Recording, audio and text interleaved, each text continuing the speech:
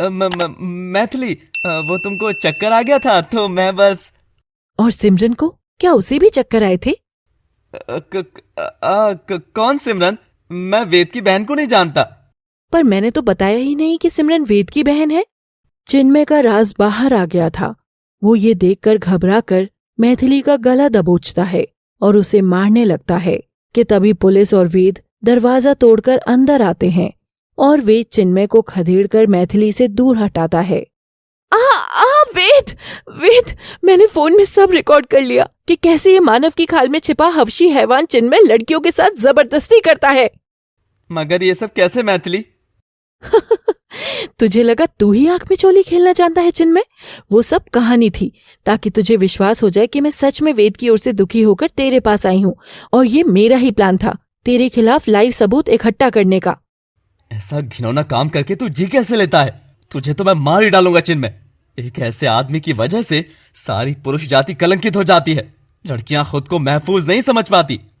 वेद चिन्मय को खूब मारता है और पुलिस उसे पकड़ ले जाती है। वेद मैथिली की ओर देखकर मुस्कुराता है और दोनों अस्पताल पहुंचते हैं, जहां जख्मी हालत में गौतम भी पुलिस द्वारा लाया गया था। मैंने सच में कुछ भी नहीं किया। वेद गौतम के आगे हाथ जोड़कर रोने लगता है। माफ कर देना गौतम, मैं जानता हूँ कि तुम दोषी नहीं हो, पर एक बहन का भाई हूँ। वो भाई जो कभी उसके लिए बाप जैसी दीवार रहा तो कभी उसके लिए माँ जितना कोमल रहा।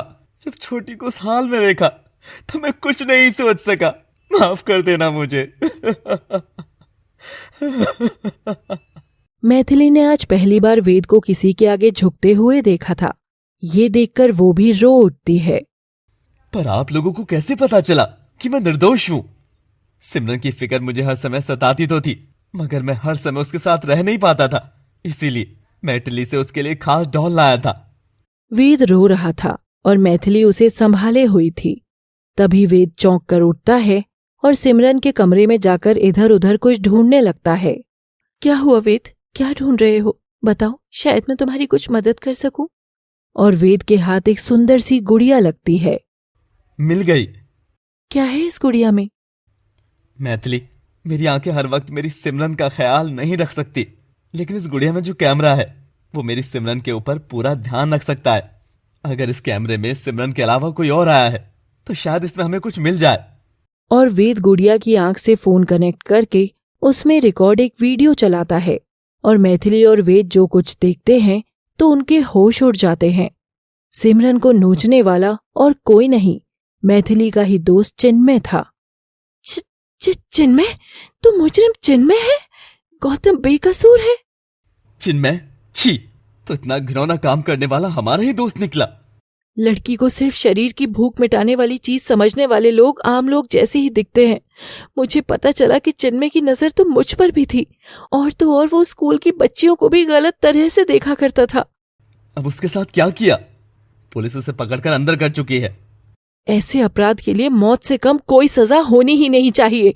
जिसने अपने इंसान होने का धर्म तक अदा नहीं किया, अब उसके लिए किस तरह का कानून अदा करना? सही कहा गौतम, हो सके तो मुझे माफ कर देना Gautam. I am so sorry. Ved Gautam के आगे हाथ जोड़कर नम आंखों से गौतम का हाथ लेकर मैथिली के हाथ में रख देता है। मैथिली, तुम्हारे गौतम के साथ मैंने जो किया, हो सके तो तुम भी मुझे माफ कर देना। मेरे पास तुम दोनों के लिए कुछ खास है। वेद अपनी शर्ट से एक शादी का कार्ड निकालकर दोनों की हथेली पर रखता है